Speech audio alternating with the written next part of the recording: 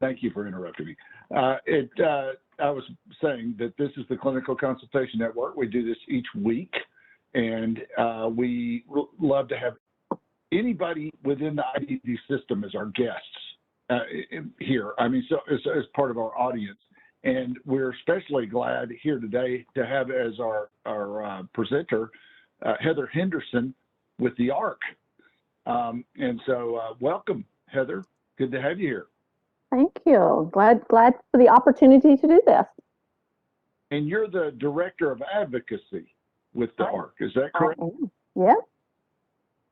Okay. Well, so wonderful to have you here today. Why don't you take just a little minute here and try to tell us a little bit about yourself and how you got into this work that you're in and why it's so important to you. Okay. Well, like Bruce said, I'm Heather Henderson, and I'm the Director of Advocacy with the ARC Tennessee. I've kind of worked in almost every role there is, starting with being a DSP and just working my way up. And this was not my original. I don't didn't graduate college with a degree, anything like social work. I started out in architecture and design.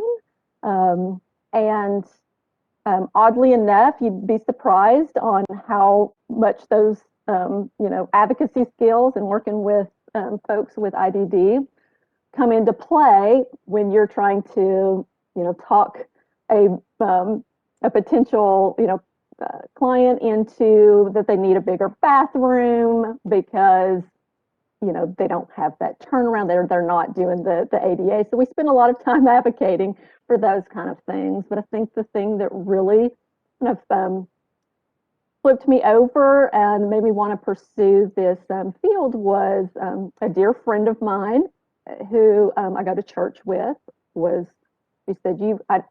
She actually said, I need a secretary.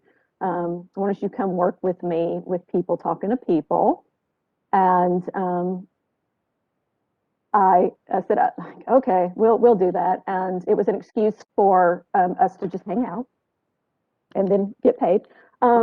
But from there, that very first day, I met Steve Jacobs and Frank Mavis. And the first thing I said to Steve after finding out what he does was like, that's a great job. I want your job. He said he'd have to retire first. And guess what? He retired, and I was able to, he called and said, I'm retiring. I cried a little and then, went in for the advocacy.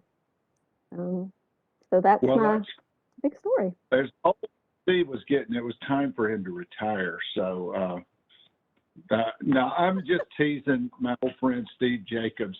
But he had some big shoes to fill to come in his role, actually. He was a very good advocate that we had here for many, many years in Middle Tennessee.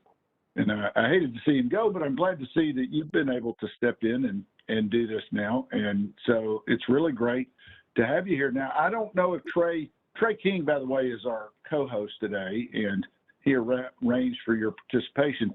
I hope he forewarned you that you were to be able to reveal some sort of an interesting fact about yourself as we went in. And actually, I'm already quite intrigued by the fact you were in architecture and design and found your way into IDD services. Although there is a great analogy to that that's used, actually, I don't know if you're familiar with the Building Strong Brains initiative through the Department of Children's, but they actually talk about building a strong brain in terms of architecture and design, building a strong foundation and having building your house on that strong foundation. So there are some architecture and design references here within our field. I think we're all trying to do that to some degree. So, but do you have did you come prepared with an interesting fact to tell us about yourself? I came prepared. I know, I came prepared with a fact. I think Michelle said they've never had one to disappoint. And I said, well, challenge accepted. Mine could be the first. But I think probably aside from going from the design field into this one, would be we have 4 rescue boxers. They're all from the rescue, and they're hidden because they're a little ornery. But we rescued all 4 of them, and 2 of them are a mother and son who are both deaf, so we have to use sign language with them.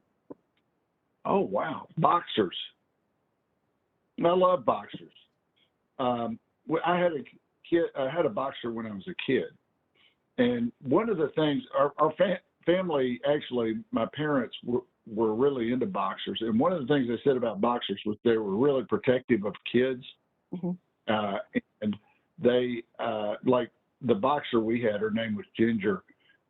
When I was a little bitty tyke, this was back in 1985. No, actually, it was a lot earlier than that. But in any case, they have a picture of this dog. Like I was out playing on the patio, and this dog was laying across where the steps were, basically preventing me from getting to the steps. So I love boxers. You must love them too. Yeah, 4 of them. I do. They are. They're the sweetest dogs. They're like big babies. If you own one, you will never have a clean window because they wipe their little drooly faces all over them. But yeah, sometimes, and I think I'm within earshot of my kids, but sometimes I say like, oh, we should have gotten boxers first before we had kids because they're fun. Yeah. Well, that is a very good fact, and they're all rescue dogs. Mm-hmm. All rescues. And you had to learn sign language to communicate with a couple of them. Yes, I knew a little bit of sign language from working with an individual that signed. Of course, he taught me all the bad words, so those didn't work out with the dogs. But so we had a little bit of it. But yeah, I think our neighbors think we're a little nuts because you do have to kind of like wave your arms to get their attention, and you're like, telling them you're angry with them and to sit and to come here, and you're out there waving your arms and you look a little interesting out there doing that. Yeah, well, that's really cool. That is a very good, interesting fact. Don't cut yourself short. That was really good. I appreciate you sharing that. And so, did you have something you wanted to share, like on your screen, or are you just going to kind of talk through, or how are we handling this? Well, I do have a PowerPoint, and we can kind of go through it. We're going to pretend that I can do this without too much issue, so we'll see. I don't know. Will it let me share on my own? Oh, there we go. Okay. So there we go. I can see the screen. Everybody can see. Okay. We're in good shape. Good deal. Well, I think the first thing is I'll just tell y'all. I think most people, especially in this field, are aware of the ARC. But if you're not, I'll just give you a little background on it, and hopefully clear up some questions that we get often. But the ARC has been around for over 60 years. The largest disability organization in the world, and we're the nation's leading advocate. And the ARC was started as a grassroots membership organization by a family, but we have chapters at the national level, which is going to be the ARC US, state, and local. So one thing that I know we hear a lot is, are we over like the Art Davidson? Are we, they kind of think it's that type of organization where, it's like, oh, we're the state, we're the boss. No, we're all affiliated. So we're each our own separate non-for-profit charitable incorporations, which gives us the opportunity for each chapter to provide their own unique services. That's why we have, folks that some will do support employment. We have support coordinators, and then us at the state level. Another thing, we kind of this is kind of our pet peeve. But in the past, the ARC's name was an acronym, and it was spelled in all caps. Nowadays, it's just the ARC. I remember one time I spelled it wrong. I did the all caps and got an earful from Steve about why I shouldn't do that. So that's just stuck with me. If you've ever gotten an earful from Steve, you would know. So are you saying, though, Heather, that so the ARC of Davidson County is this, it's the same level of organization as the ARC of Tennessee, or is there a special designation because ARC is covering the entire state? They're we call them affiliates. So they're able to pick their own services and where they provide those. But we don't manage them. We don't tell them how to run their business. We just all try to, we work together a lot. And, so it's more of a mutual beneficial kind of organization. So everybody comes up with their own mission. So. And that's the first time anybody has made that clarification for me. So I do appreciate it. Absolutely. And I know, and I've worked here at the ARC Tennessee, and I've worked for the ARC Davidson. And, I'll just brag, they're both wonderful, wonderful places. But yeah, that's our, and sometimes people will call different ARCs and, ask for the wrong person. Or our favorite is when somebody calls us and asks us about clothing donations. That's the ARC Davidson. But so that's the basic histories about the ARC. So I think the next thing is like why the ARC is and was needed. There's over, probably at this point, there's probably over 5 million Americans with IDD that need services. They need support to live the life that they want. And I don't have to tell anybody here. Often those services are that are available are severely underfunded. They're limited. They're often the first ones that are going to be a target for government cuts. So that's one of the places the ARC comes in is, we provide services, whether it's individual or legislation advocacy. We get involved in that public policy too. And one of the other things is a lot of folks will be familiar with the ARC advocates, but we provide assistance and educational services for, birth up. We've got folks that do transition services, IEPs, 504. So we cover the gamut. We also are very much about promoting and having programs to help self-advocates, because ideally they're the experts, they make the best advocates. So we want to make sure that we support them so that they have their own voice. We also provide assistance and information concerning all types of decision-making support. And I'll tell y'all a little more about our newest Center for Decision Making towards the end. But we try to cover stuff that's going to empower folks in this field and the individuals we work with. So, Heather, let me ask you a quick question. You're talking about your program there for self-advocates, and that's a really important program that you guys do. What do you do? I mean, how do you go about working on helping people become better self-advocates? Well, so one of the big things, and we're kind of touching on it in this slide, is as an advocate, really understanding that when you're advocating for what that person wants, not what you think they need, and really kind of empowering them to know the difference,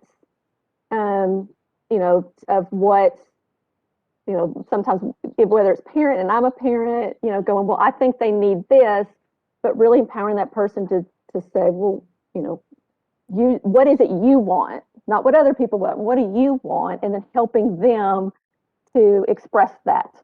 And then we have People First and a newer program, Peer Support Academy, which we're super excited about. But that's just kind of what it sounds like. They're peers that act as mentors towards other peers because they've lived it. So that's our biggest way to support. It's such an important thing because, and kind of tying this into clinical work a little bit, because really and truly, it's one of the things that a lot of people aren't real good at is advocating for themselves. And it's actually, we think, oh, well, okay, we don't want really people advocating for themselves too much. They create trouble. That's problematic. But actually, it creates more problems if people can't advocate for themselves or don't have someone to advocate for them, because we don't know as much about what they need and want, and therefore we miss a lot of things and, treat people insensitively or do things that cause them to be upset, or that don't meet their needs. And so it's of critical importance that we teach people to self-advocate. And so your efforts there are of great importance. Well, thank you. And I know working with the self-advocates and there's some of the biggest advisors that I have is, going to a self-advocate and presenting a situation and getting their opinion. It makes my job easier. I'm not a self-advocate, so it's hard to relate truly unless you've lived it. And the other thing we find is that we can be the best advocate there is, and we can give the greatest advice in our heads, at least. But, we all do it. We kind of look at that person and go, yeah, but you haven't lived that. I kind of liken it to, I knew a gentleman that was like 22 and he never been married, and he was a marriage counselor. And I thought, well, I wouldn't go to you because you don't know. And that's the same thing that, we really have to think about is, sometimes it's far more effective if you've lived it and you can tell people, this is what happened and I survived and came out the other side. So they're very, very important to us, and growing that self-advocacy in the state is extremely important to us. Okay. So, and kind of like we touched on, advocacy, I think we use the word a lot, we hear it a lot. But it's important to know that it's acting with or on the behalf of an individual or group. And again, it can be with a single person or it can be at that system level. And, it's essential in advocacy to promote and protect civil and human rights of people that have intellectual and or developmental disabilities. So we really use that advocacy to establish, maintain, improve somebody's quality of life. So that's the big part of it. Again, we kind of touched on it, but we're all entitled to those human and civil rights, and people with IDD shouldn't be excluded from that. And we need to make sure that their rights are being honored, protected, that they have the ability to communicate them and enforce them. Getting rather dark and cloudy behind me. It's a little ominous. But, and that's one of the reasons we have the advocacy service is for that help and that protection of those rights. We've all seen that we've come a long way, but we also know there's a long way to go. And if it wasn't for advocates that advocacy, whether it's from us, from the self-advocates, you know, that's needed to make sure that things keep progressing. If you have any questions, you guys can ask. I can't see the chat. I have a quick question here because I know labeling is one of those things that we're really concerned about a lot of times within our field, and it seems like that's all we do sometimes is put more labels on people. I don't know. It's tough, especially from the clinical realm, because you're trained to make a diagnosis for somebody, and then that diagnosis is what you use to explain why they're doing certain things that they're doing. On the other end of it, there are a lot of pitfalls in making these diagnoses. Just as an example, one of the things that happens when a person has intellectual and developmental disabilities is that they kind of get stereotyped into that role, and you can't think of them in any other ways as a result of that.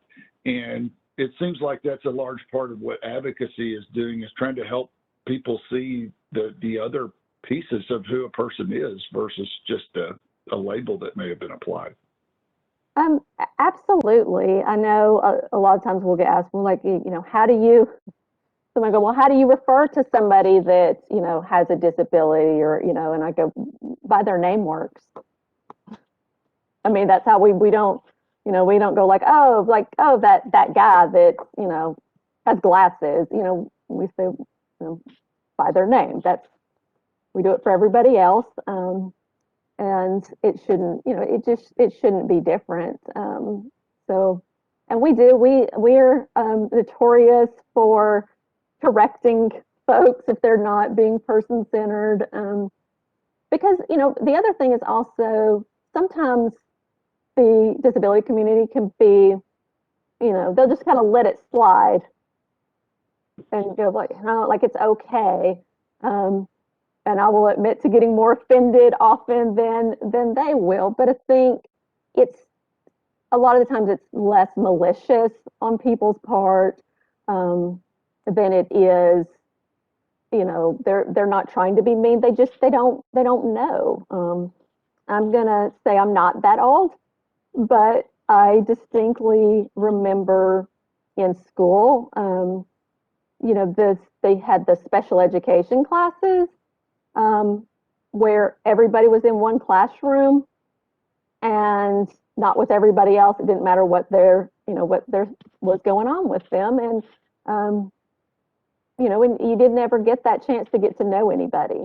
So you would end up with those preconceived notions. So we work very hard to try to overcome that.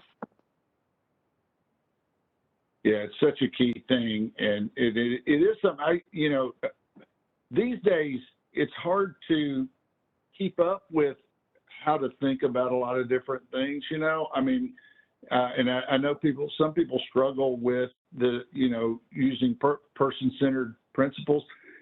For me, it's a thing though where we all have to have kind of an educable spirit, so to speak, and just be prepared to learn versus knowing everything, because it's you know, there's a lot of things we need to know and a lot of things we need to learn, and I think that's what advocates are doing on an ongoing basis. It's helping us know those things. Absolutely, and I had the wonderful pleasure of working with Courtney Kelly and Tony Johnson with DIDD for Person Centered, and you know, not everybody has that opportunity, but you know, it helps tremendously. If you haven't, we'll do a plug for them because I'm all about person-centered, but you know, if you haven't done the person-centered training and you're in this field, I suggest highly that you do it. It's really changes a lot of folks' minds on how to approach things. Well, whoop, whoop, you gave a good shout out there for Courtney Kelly and the work that she's been doing, trying to promote these person-centered principles and through accreditation and all. And I know you guys have been instrumental in helping with that too. It is really, I mean, you know, when you think about it from a clinical perspective, this is something that really augments the work that we're trying to do on the clinical side is to make sure, look, you know, a lot of problems for people, you know, arise from different things related to their quality, not having a very good quality of life, not having the life that they would choose. And so we have a real investment in people having that ability to choose and to have a life of their own choosing. It's an important part of the clinical puzzle. It is, and I think sometimes person-centered and being an advocate for somebody or somebody advocating for themselves, they kind of look at it in two separate. Like here's your clinical, and boy, bad thing about virtual.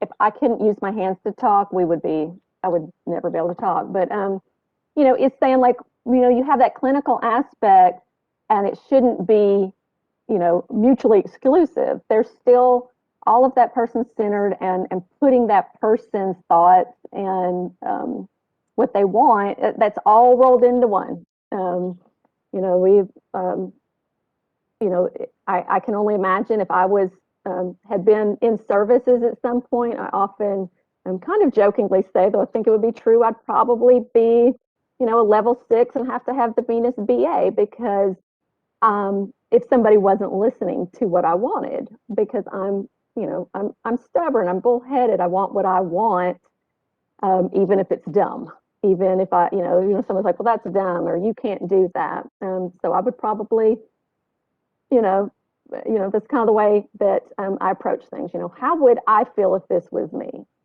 or if this was my kids, or my friends, or my family?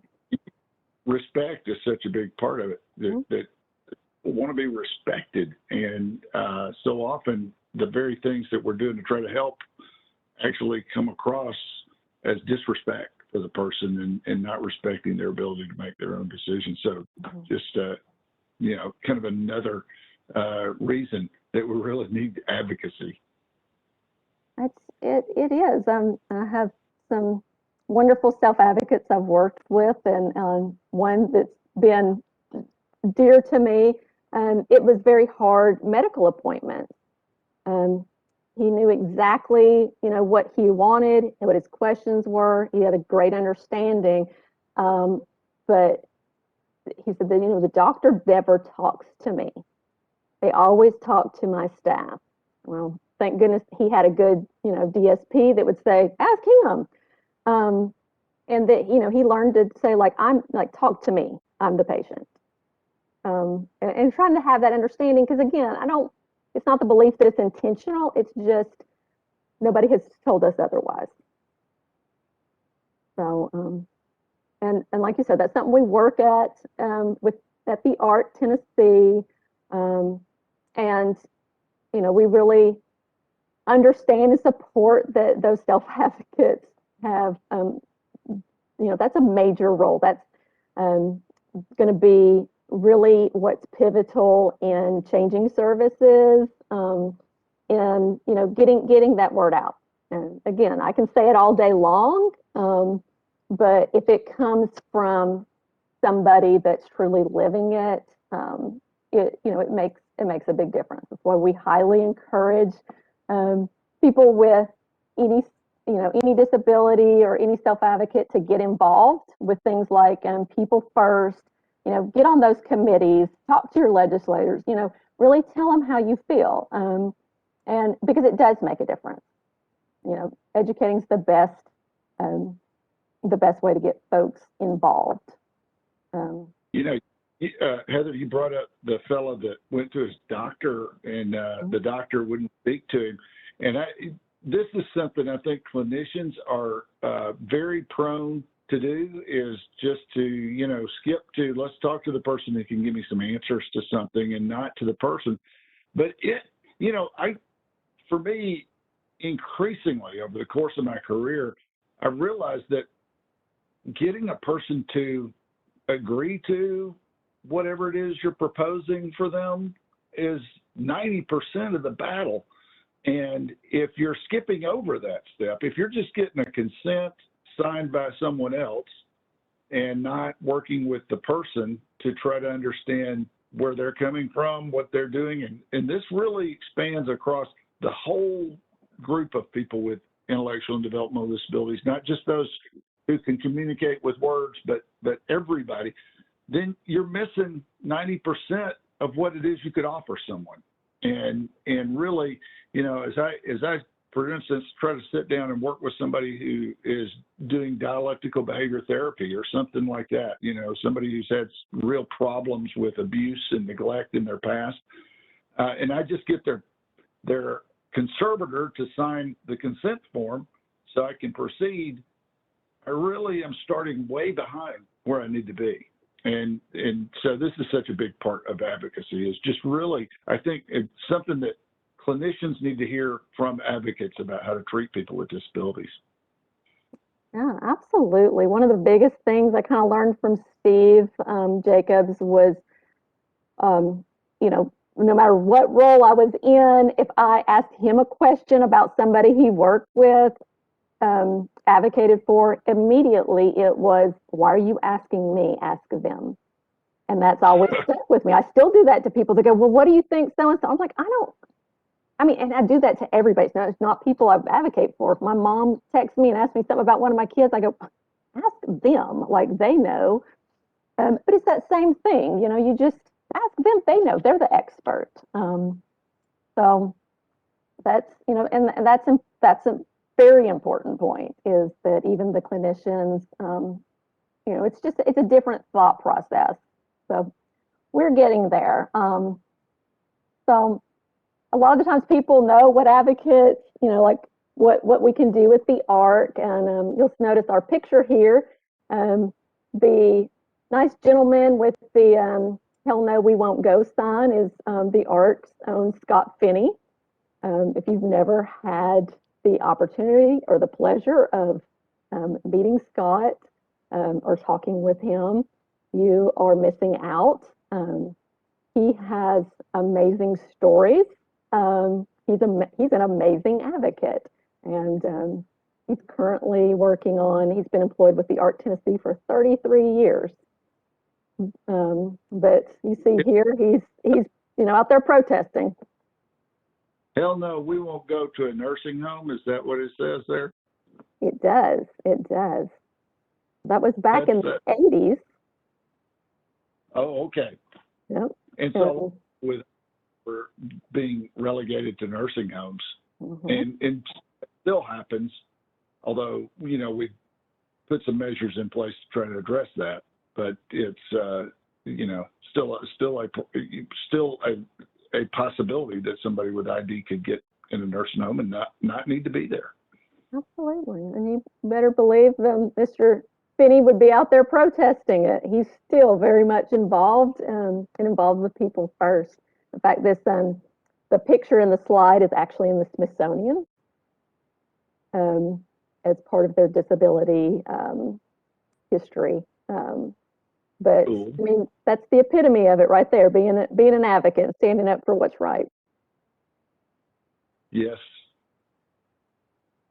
So as advocates, when we get a referral, when somebody calls on us, we deal with, and we have a list, per se, a quote unquote list of things that you kind of see here.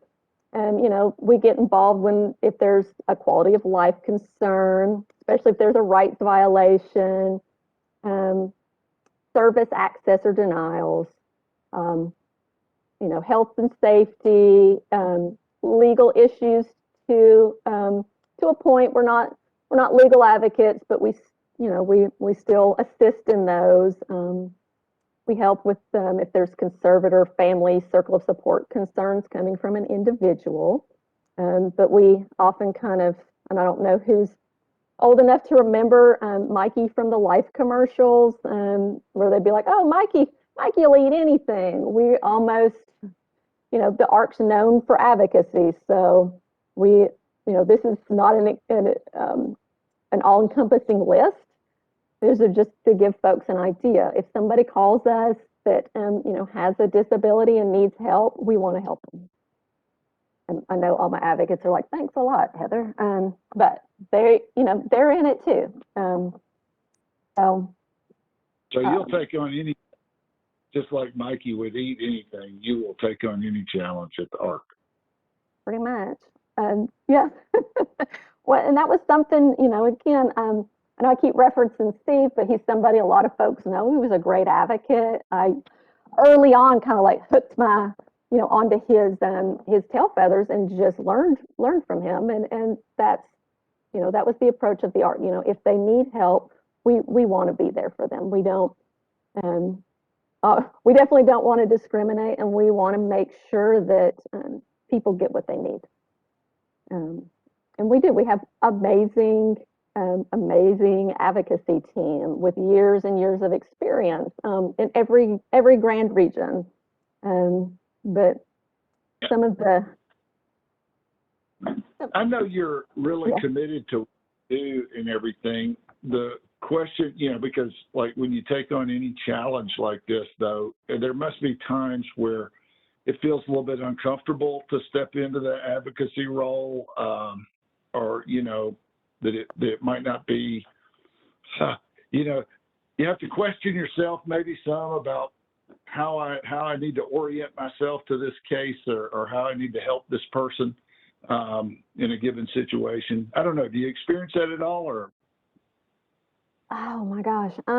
Well, we really, all the advocates really try to think through, like, what's the best way to approach this. I cannot think off the top of my head of any time that we've not gone in full steam.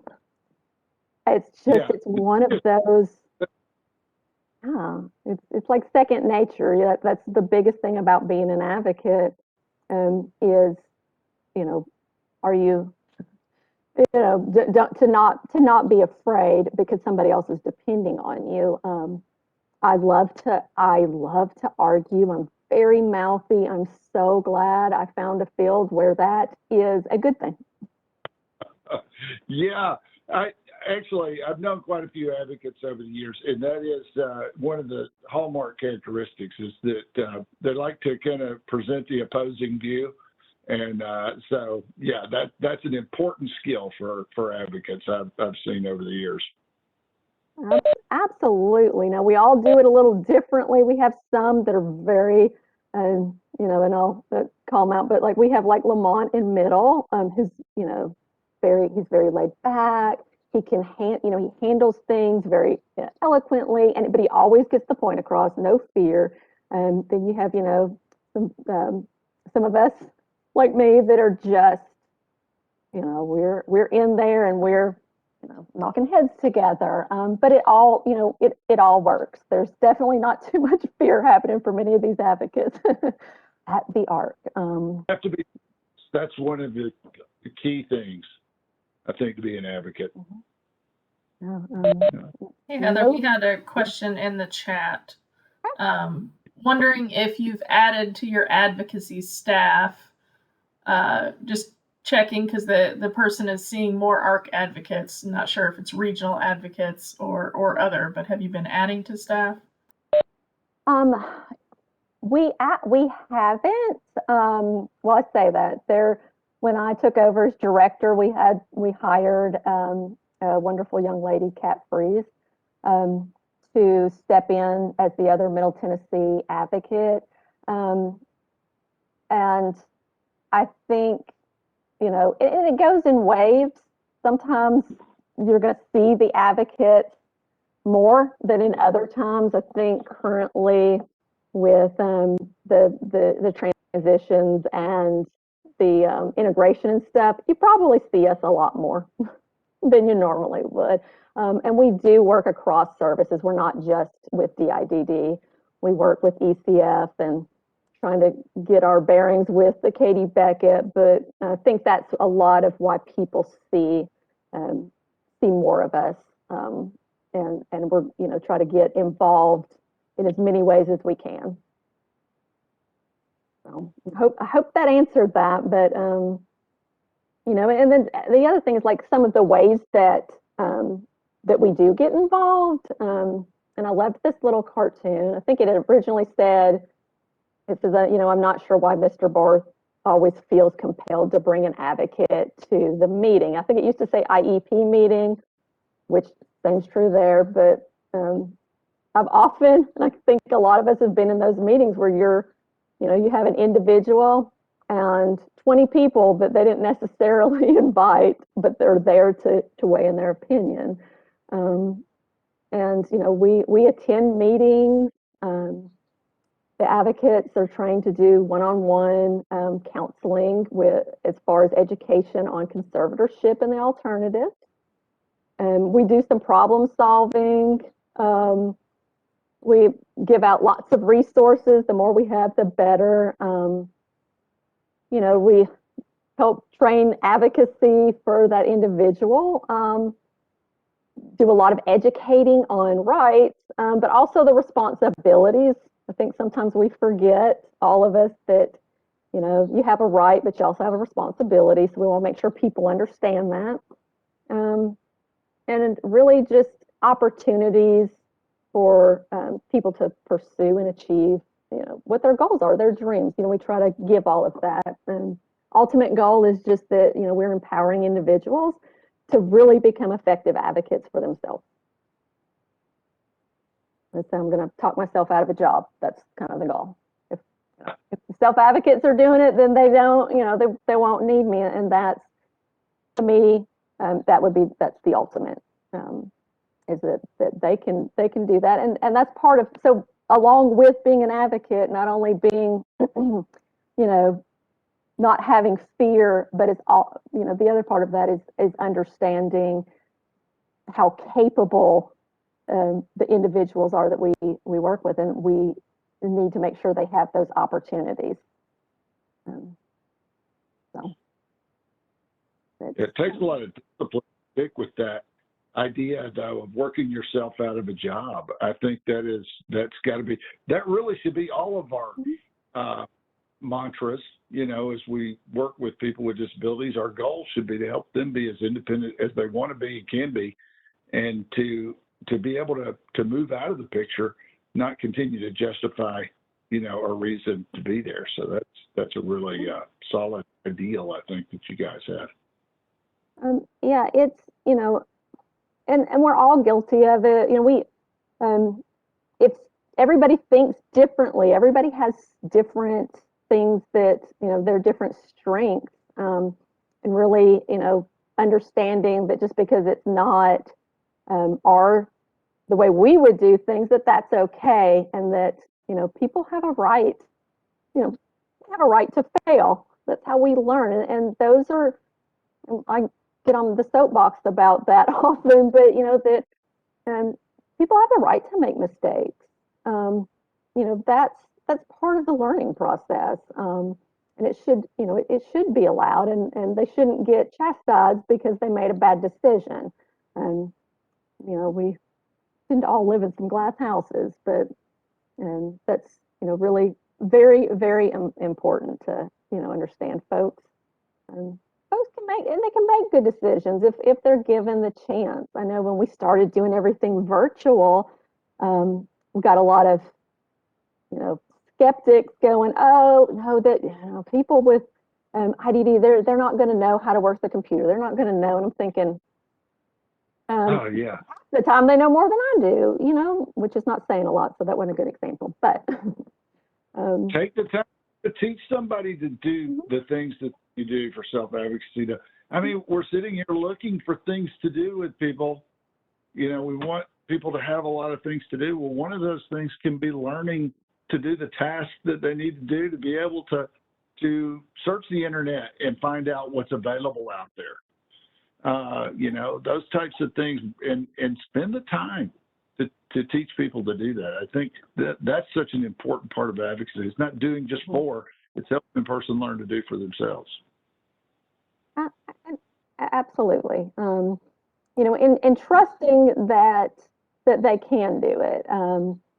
Sometimes we'll go, we'll let somebody do that. But in the back of our head, we're already pre-planning how we're going to fix it if they quote unquote mess it up. Well, it might be a mess up. We might think it's a mess up, but it might have worked out fine. Like we're not God. We don't get to decide, how everybody's life runs and if they're making good decisions. We don't do that. So, um, again, that's another place where the self-advocacy is so important, is to show those examples. Like, I did this, I survived, I've met these goals, and, and other people can too. So, but those are, and we'll kind of get into some of those self-advocacy things, and I might be cutting it a little close, but we'll hit on them. Like I said, we have people first. And again, it's another, grassroots membership disability rights group. And it is led by self-advocates. And they've shown us that they are more than capable and willing to, take care of things on their own. They're a huge catalyst for those changes that, at that policy level. Disability Day on the Hill is something that People First has been involved with, and it's always been extremely successful, meeting with and educating legislators on DSP wages and really what those DSPs mean to them. Things like, I've gotten to sit in on some of these, but hear the self-advocates talk about things like adult size, like changing tables or universal changing tables, and have a legislator go like, I never even thought about it until you said it. And that's why, we need things like People First, to really, help things move along. And so, and I have a little bit of information that for like emails, if you know anybody that would be involved, or if you all would like to be involved. And then I mentioned it briefly, but so we have the Peer Support Academy.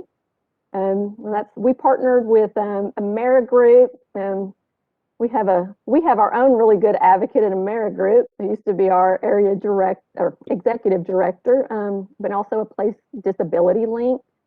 And we created the Peer Support Academy, which is an opportunity for individuals with IDD to become effective peer support for other individuals. And, that helps them with learning that self-direction and more fulfilling lives. They can help in, providing guidance with that person-centered planning process, understanding employment and even self-employment, but really helping mentor them and give that guidance. And we'll go ahead and plug for it. If you guys know of any self-advocates that this sounds like something they would be great at, let us know. We're doing our next round of training. And we'd love for them to fill out an application. We're all doing it virtually, so that makes it easier. And for the opportunity to be involved in this. And we have a self-advocate leading it too. I can think of a guy right now I am going to send to you for that. So that's great. I think this is such a great thing too, peer support. It is. It's been amazing. Like I said, we have a self-advocate that's actually the coordinator of it. And so, it's nice to kind of sit back and watch. Again, I learn so much from the self-advocates. I kind of refer to our peer supports as, I send them on advocacy stuff because, I just know better. And another thing, and I won't plug all of our stuff, but another thing we're super proud of and excited about is the Center for Decision-Making Support. And that's been a collaborative effort with the council and disability rights. But their goal has been to provide, some great information, some easy understanding, some accurate information about all decision-making supports. They're not they're not jaded either way. They're not anti-conservatorship. It's an education, because we see a lot of folks, families, or they're coming fresh out of high school, and they're being told their only option is a conservatorship. So we want to make sure everybody has their all their options, and so that's where the center comes in. And like I said, they've got a wonderful website, and they do take on some cases, partners with DRT, to help if there's if somebody has a change they need in their conservatorship, as far as they maybe need it overturned and everybody's in agreement. They'll work towards that. They use some wonderful person-centered tools, the life course, to help kind of plan that and do some supported decision making. There's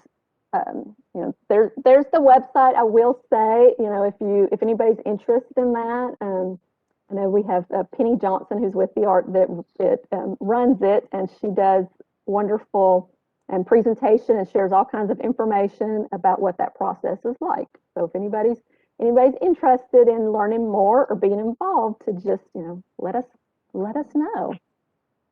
So, especially in circumstances where somebody might be thinking someone needs a conservator, this might be an alternative to that, is working with someone to do supported decision making and getting some support so that you can make those decisions, get informed, and ensure that the person's decision is respected. So that is a really important thing that you guys are doing. It is. We're super proud of it. We're so excited that it came to fruition. We've got great support from the folks at the council and DRT, and it has been exciting. It's exciting to be a part of it and to see that supported decision making coming to life. And because sometimes, again, if you don't know it's there, then how can you expect somebody to present it as an option? And so we really want to get that word out that conservatorship is not the only option, and there's a lot of good ways to handle things. But just to give everybody that the choice is what's really important.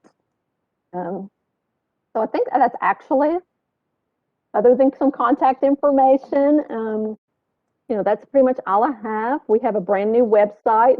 We're still doing a little work on it, but you can get on there and look at our different services.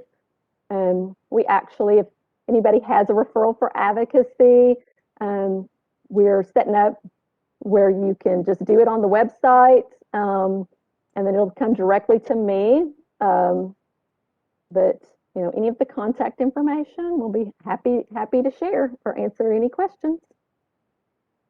Yes, so we'll want to make sure, are we able to share your PowerPoint and get this out to folks out there? Because I think it would be helpful, and all these links here will be helpful to people in getting in touch with you.